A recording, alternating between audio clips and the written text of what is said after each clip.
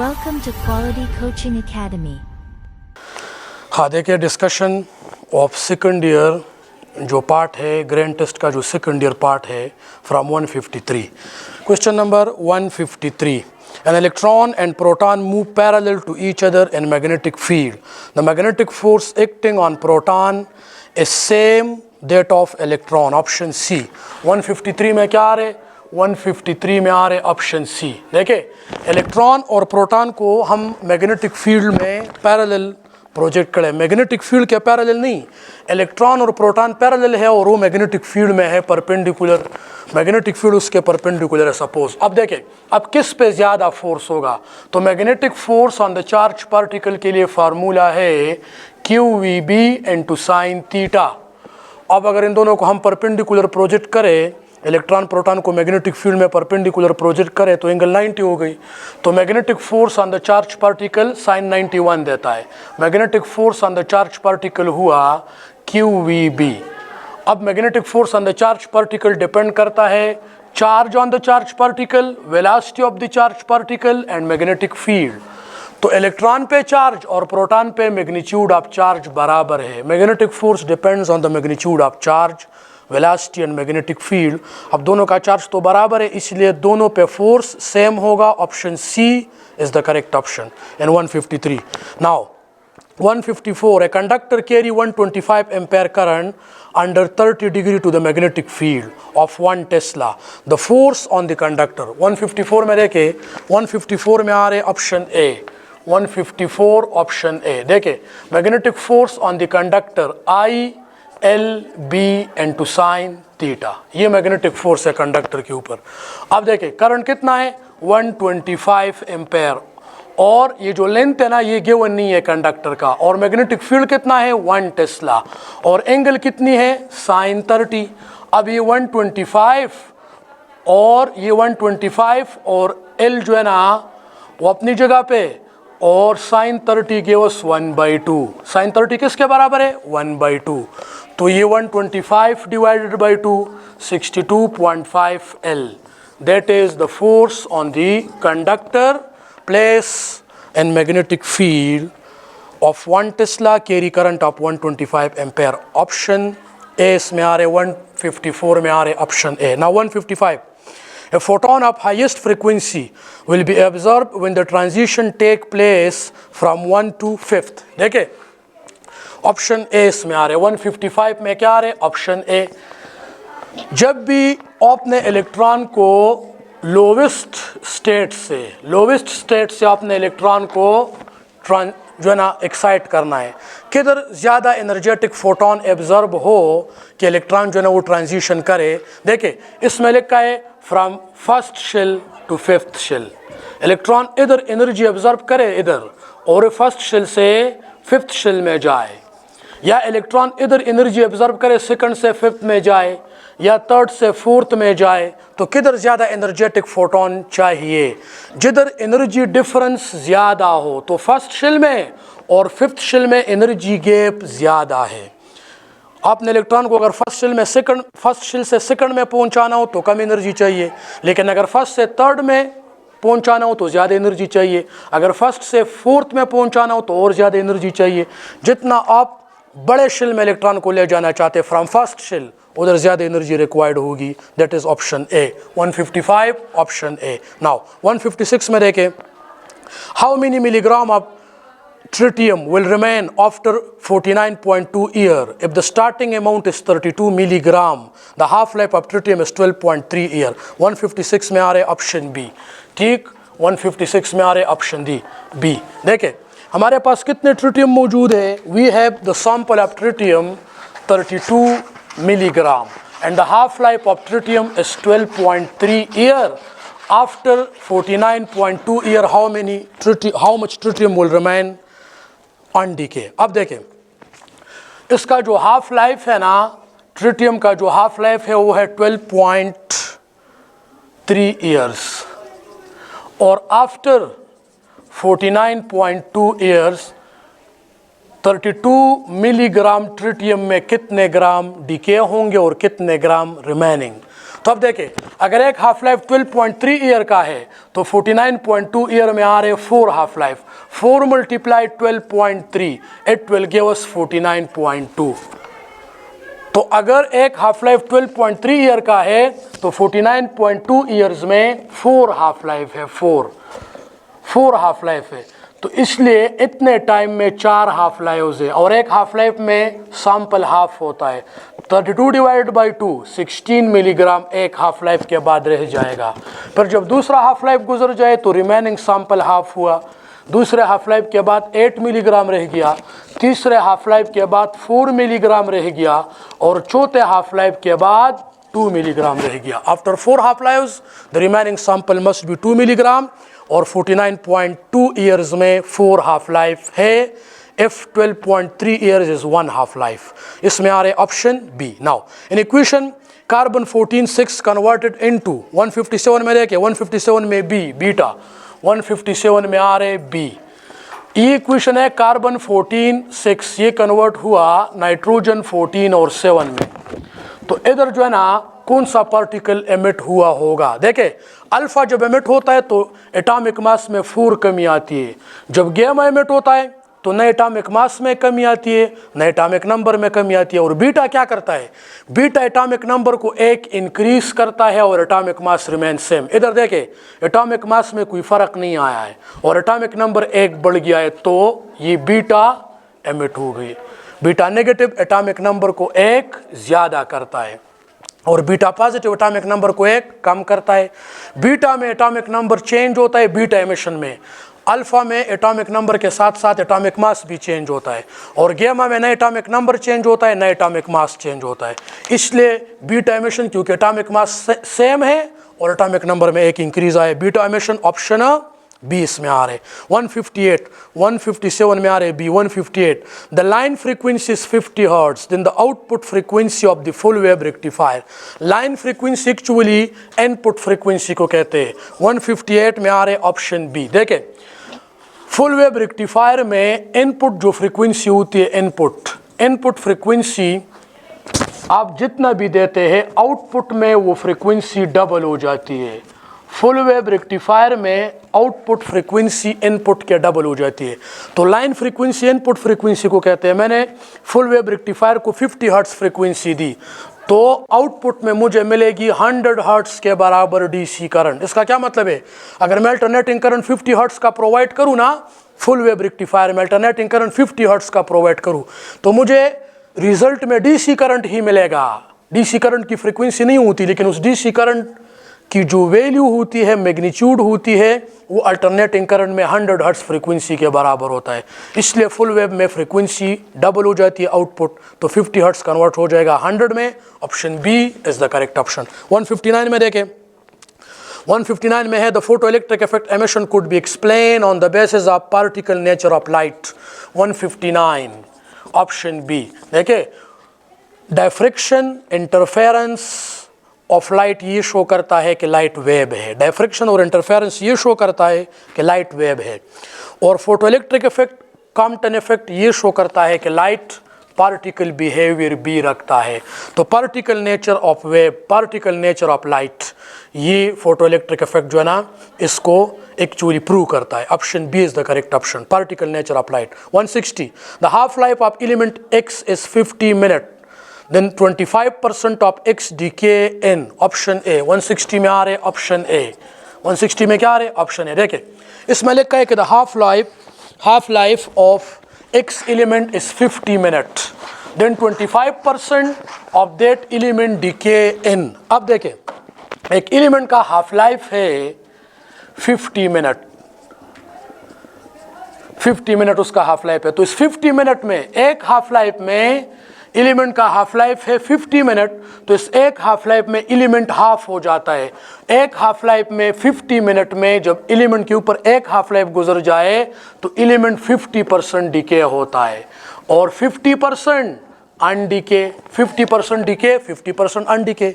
अब एक half life 50 minute का है, जब 50 मिनट गुजर जाए तो sample 50% decay, 50% undecay, half decay half अनडिके।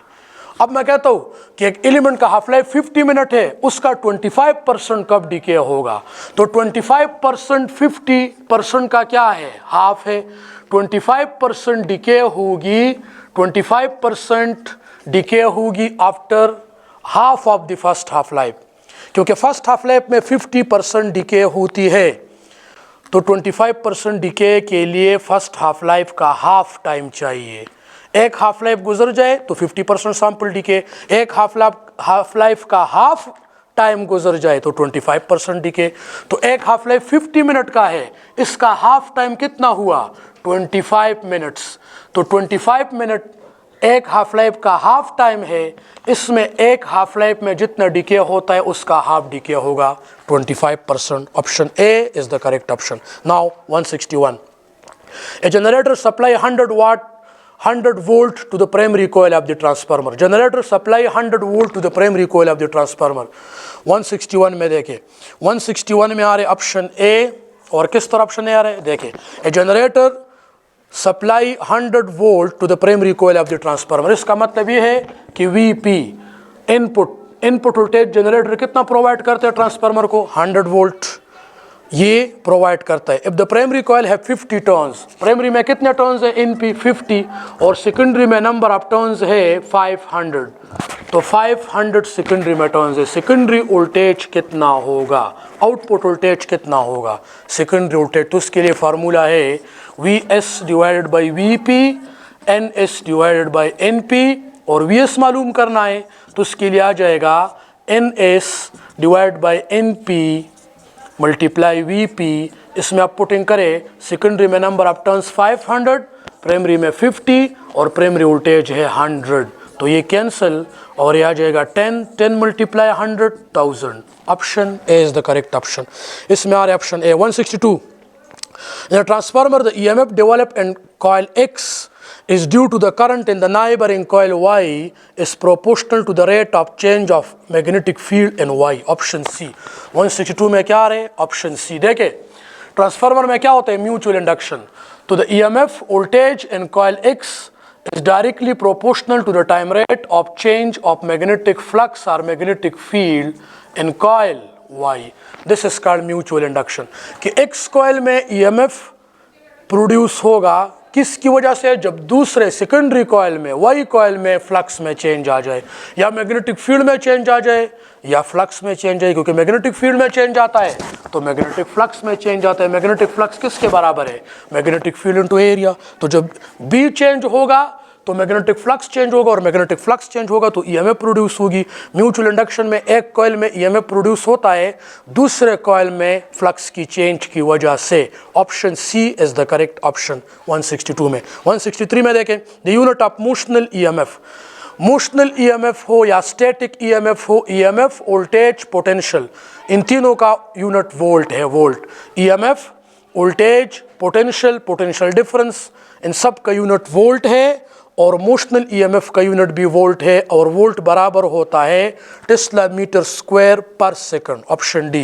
163 में आ रहा है ऑप्शन डी, मोशनल EMF हर किस्म वोल्टेज का यूनिट वोल्ट होता है, और वोल्ट बराबर होता है टेस्ला मीटर स्क्वायर पर second. 164, two parallel long wire carry current in the same direction, repel each other with a force F. If both the current are double and distance between them is triple, then what is the force per unit length? देखें, magnetic force between two conductors carrying current parallel or anti-parallel। दो conductors current parallel carry करे या anti parallel carry करे, लेकिन दो conductors में current है या पैरेलल या एंटी पैरेलल, इन कंडक्टर्स के बीच फोर्स होगा आइदर अट्रैक्टिव फोर्स और रिपल्सिव फोर्स। वो फोर्स डायरेक्टली प्रोपोर्शनल होगा इन दोनों कंडक्टर में करंट के क्या होगा, डायरेक्टली प्रोपोर्शनल। कि ज़्यादा करंट हो कंडक्टर में ज़्यादा फोर्स, और इनवर्सली प्रोपोर्शनल होता है डिस्टेंस बिटवीन द कंडक्टर।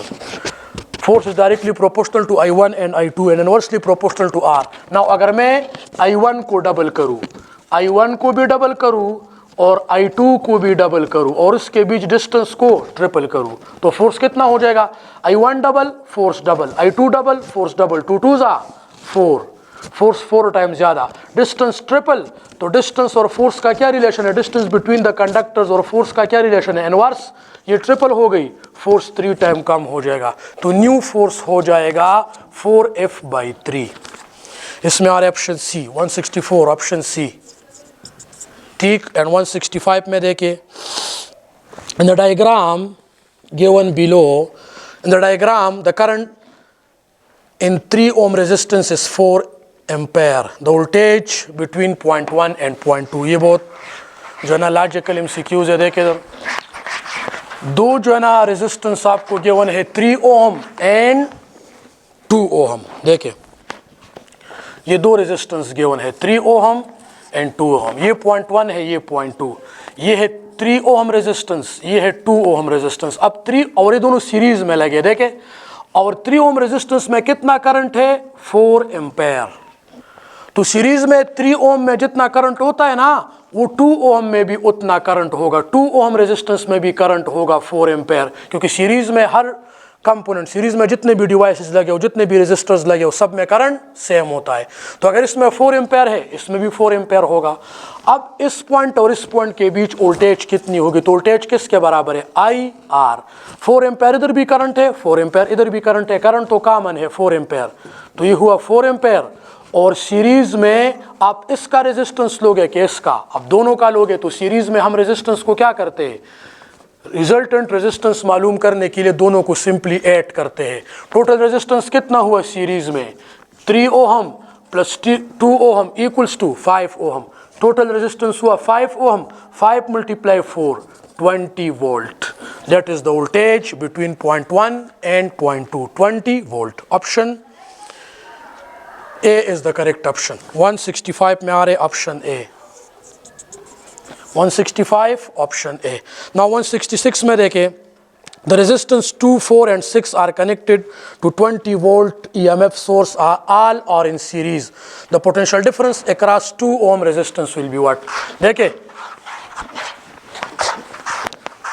ये जो है ना अभी इस तरह ही है कि ये जो है ना 2 ओम रेजिस्टेंस है, ये 4 ओम रेजिस्टेंस है, ये 6 ओम रेजिस्टेंस है, ये 2 है, 2 ओम रेजिस्टेंस है, ये 4 ओम रेजिस्टेंस है, ये 6 ओम रेजिस्टेंस है, और 2 और इस ये किसके साथ कनेक्ट है, ये बैटरी के साथ कनेक्ट है, और बैटरी का वोल्टेज कितना है, 24 वोल्ट।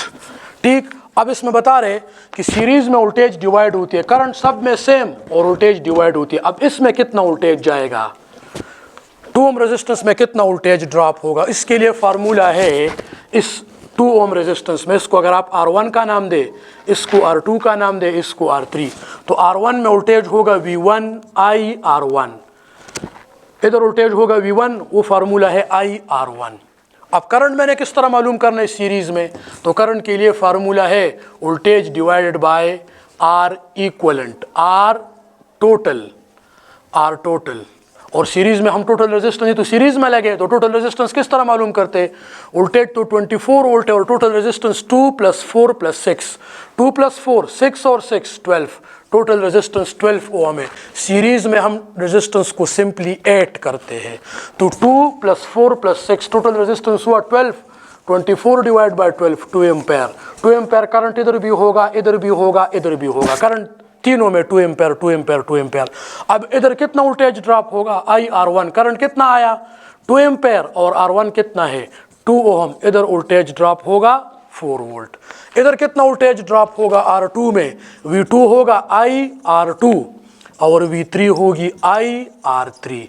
इस तरह वोल्टेज हर एक में आप मालूम कर सकते हैं अगर ये सीरीज में हो। इसमें आ रहे ऑप्शन ए 166, ऑप्शन ए।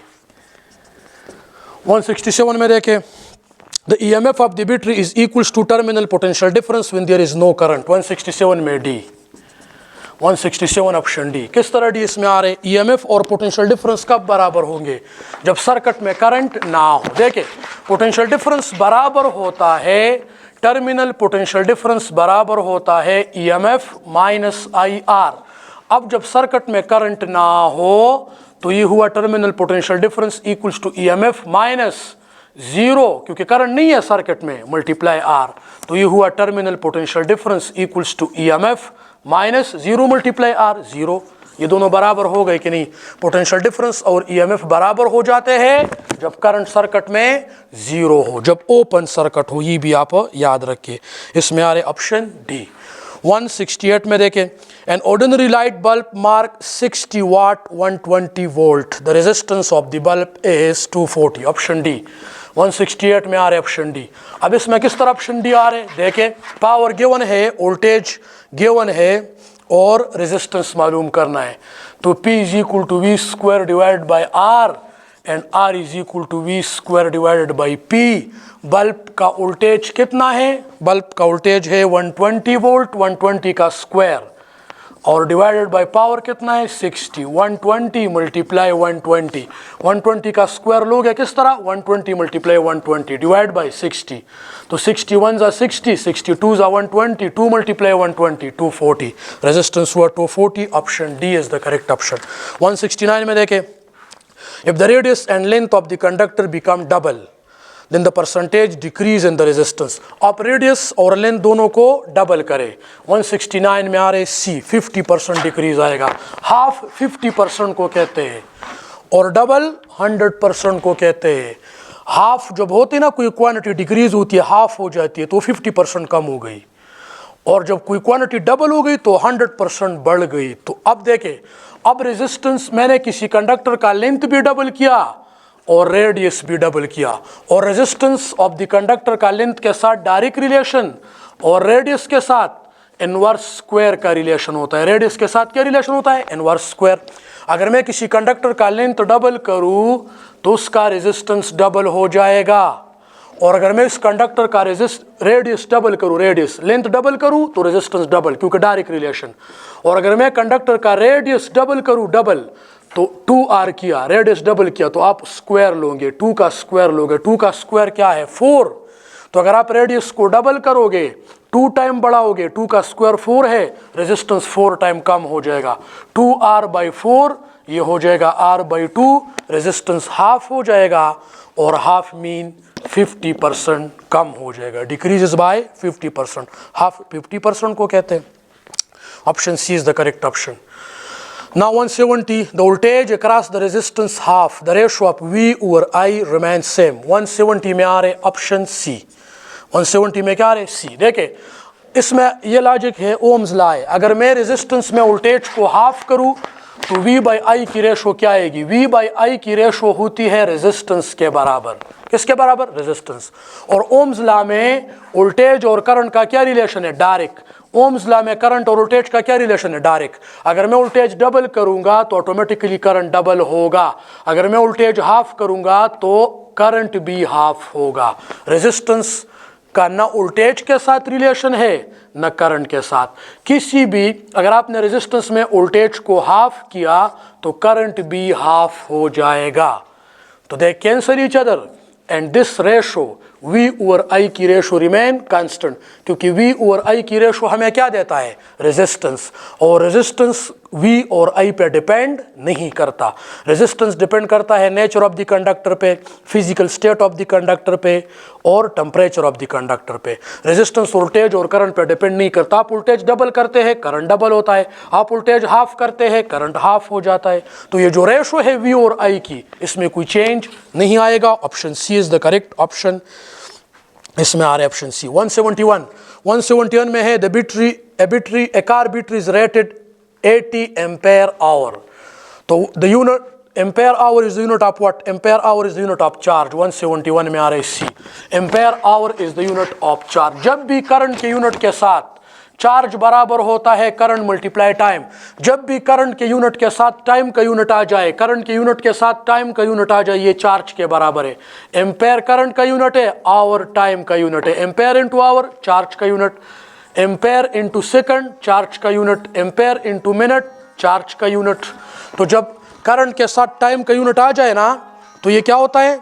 ये चार्ज के बराबर होता है। Option C is the correct option. 172 में देखें, if the charge on the plate of the capacitor double, charge on the plate of the capacitor double. 172 में आ रहे ऑप्शन सी। देखें, charge on the plate of the capacitor double, तो the capacitance half, capacitance double, electric field double. Option C. देखें, capacitance equals to A epsilon naught divided by D। जब मैं capacitor के plate के ऊपर charge को double करूं, पहले उस पर क्यू चार्ज था प्लस क्यू और इधर था माइनस क्यू, ठीक, माइनस क्यू। अब इस प्लेट पे मैंने चार्ज को क्या कर दिया, प्लस 2Q कर दिया, और इस प्लेट पे चार्ज क्या हुआ, माइनस 2Q। आपने प्लेट्स के ऊपर चार्ज डबल किया तो कैपेसिटेंस का क्या होगा, capacitance remain same. Capacitance charge पे डिपेंड नहीं करता। कैपेसिटेंस का फार्मूला Q/V है, लेकिन जब आप चार्ज को डबल करते हैं तो वोल्टेज डबल होता है। Capacitance does not depends on the magnitude of charge और द मैग्नीट्यूड ऑफ वोल्टेज, क्योंकि चार्ज और वोल्टेज का डायरेक्ट रिलेशन है। अगर चार्ज डबल करोगे तो वोल्टेज डबल होगी। तो कैपेसिटेंस ना इस पर डिपेंड करता है चार्ज पे, ना वोल्टेज पे। कैपेसिटेंस तो इस पर डिपेंड करते हैं। अगर मैं प्लेट्स के ऊपर चार्ज डबल करूं तो कैपेसिटेंस सेम, वोल्टेज जो है ना कैपेसिटेंस सेम। क्या डबल होगी, वोल्टेज डबल होगी, और जब वोल्टेज डबल होगी तो इलेक्ट्रिक फील्ड डबल होगी, क्योंकि जब कैपेसिटर के प्लेट के बीच वोल्टेज डबल होगी तो उनके बीच इलेक्ट्रिक फील्ड भी स्ट्रांग हो जाएगा, क्योंकि इलेक्ट्रिक फील्ड का चार्ज के साथ क्या रिलेशन है, डायरेक्ट, E=KQ/R। और चार्ज के साथ उसका डायरेक्ट रिलेशन भी है, क्योंकि जब आप इलेक्ट्रिक फील्ड को डबल चार्ज को डबल करते हैं उससे वोल्टेज डबल होती है, वोल्टेज डबल होती है, प्लेट्स के बीच इलेक्ट्रिक फील्ड डबल होती है। तो दो ऑप्शन ठीक है। अगर हम चार्ज को डबल करते हैं तो इलेक्ट्रिक फील्ड डबल होती है, और जब इलेक्ट्रिक फील्ड डबल होती है तो पोटेंशियल डिफरेंस डबल होती है, कैपेसिटेंस रिमेन सेम। इसमें आ रहे ऑप्शन सी, ठीक, कि अगर हम कैपेसिटर के ऊपर चार्ज डबल करें तो electric field become double. Capacitance neither double neither half, capacitance does not depends on the charge. 173, conducting sphere have the charge Q, electric potential is V. When the charge is 2Q, electric potential is 2V. Q electric potential बराबर होता है sphere का KQ divided by R, ठीक। तो इसमें लिखा है कि अगर किसी स्फेयर का पोटेंशियल है, चार्ज उस पे Q है, उसका पोटेंशियल V है। अगर मैं चार्ज को डबल करूं उसी डिस्टेंस पे तो उसका पोटेंशियल भी डबल हो जाएगा। 2V, option A is the correct option. 173, option A. 174, the potential difference between two ends of 2-meter stick that parallel to the uniform electric field is 40 volt. The electric field will be what? आपको distance given है, potential difference given है, electric field मालूम करना है। Electric field बराबर है potential difference divided by R। तो ये दो पॉइंट्स है ना, इन दो पॉइंट्स के बीच डिस्टेंस है 2 मीटर और पोटेंशियल डिफरेंस है 400 वोल्ट। तो इन दो पॉइंट्स के बीच इलेक्ट्रिक फील्ड की वैल्यू क्या होगी? तो इलेक्ट्रिक फील्ड के लिए फार्मूला है potential difference divided by R। Potential difference 400 volt और R है 2 metre. 400 divide by 2 metre 200 option इसमें नहीं है, and the correct option is option D, none of these. 174 में आ रहे option D. And the second last one, if the magnitude of each charge become double and distance between the charge reduced to 1/3, the Coulomb force become what? इसमें आ रहे option ए। 175 में आ रहे option A. देखिए कूलम फोर्स की बात करें, Coulomb force is directly proportional to Q1 Q2, inversely proportional to square of the distance between the charges. देखिए अगर हम एक चार्ज को डबल करें, Q1 को डबल करें, दूसरे चार्ज को भी डबल करें, Q2 को भी डबल करें, और जो चार्जेस के बीच डिस्टेंस है ना R, उसको हाफ, उसको 3 टाइम कम करें, R/3 कर ले, तो फिर मैं R/3 का स्क्वायर लूँगा। तो देखिए अगर आप एक चार्ज को डबल करते हैं तो फोर्स डबल हुआ, दूसरे चार्ज को भी डबल करते हैं, फोर्स डबल हुआ, 2 2 = 4। और जब आप डिस्टेंस को 3 टाइम कम करते हैं, डिस्टेंस को 3 टाइम कम करते हैं तो 3 का स्क्वायर क्या है, 9, ये फोर्स 9 टाइम बढ़ेगा। तो R/3 का स्क्वायर क्या है, R²/9, और ये फोर्स 9 टाइम डिस्टेंस की वजह से बढ़ जाएगा। 2 2 = 4, 4 9 = 36 time the force increases. And the last one is 176. An electron is traveling north in the region where the electric field is uniform and points north. The electron will slow down. Option B. 176 में आ रहे option B। देखें electric field हमेशा, ये बात अपने साथ note करें, इलेक्ट्रिक फील्ड हमेशा पॉजिटिव चार्ज से नेगेटिव चार्ज की तरफ होता है। Point out from positive charge to negative charge. अब इलेक्ट्रिक फील्ड में आप इलेक्ट्रॉन को छोड़े तो इलेक्ट्रॉन पे तो नेगेटिव चार्ज है, और इलेक्ट्रॉन तो नेगेटिव की तरफ नहीं जाएगा, नेगेटिव टर्मिनल की तरफ तो नहीं जाएगा, इलेक्ट्रॉन तो हमेशा नेगेटिव से पॉजिटिव की तरफ आ रहे। तो जब इलेक्ट्रॉन आप छोड़ते हैं तो वो नेगेटिव से पॉजिटिव की तरफ आएगा वो इलेक्ट्रिक फील्ड के अपोजिट डायरेक्शन में आएगा, और जब इलेक्ट्रिक फील्ड के अपोजिट डायरेक्शन में आएगा तो इलेक्ट्रिक फील्ड तो इलेक्ट्रिक फोर्स होता है। इलेक्ट्रिक फील्ड क्या है? Electric force per unit charge. तो इलेक्ट्रिक फोर्स इस डायरेक्शन में है और इलेक्ट्रॉन इलेक्ट्रिक फील्ड के अपोजिट डायरेक्शन में आ रहे, इसलिए इलेक्ट्रॉन स्लो डाउन हो जाएगा। क्या? Slow down. और दूसरी बात याद रखिए, अगर पॉजिटिव चार्ज हो तो फिर पॉजिटिव चार्ज हमेशा इलेक्ट्रिक फील्ड की डायरेक्शन में ही जाता है। इलेक्ट्रिक फील्ड भी फ्रॉम पॉजिटिव टू नेगेटिव होता है और पॉजिटिव चार्ज भी पॉजिटिव से नेगेटिव की तरफ जाता है, तो पॉजिटिव चार्ज स्पीड अप होता है। ये अपने साथ नोट कर ले। Thank you very much. और ये जो है ना आप अपने साथ नोट कर ले। इंशाल्लाह संडे को आप लोगों का टेस्ट है, बिल्कुल आप लोगों ने टेंशन नहीं लेना।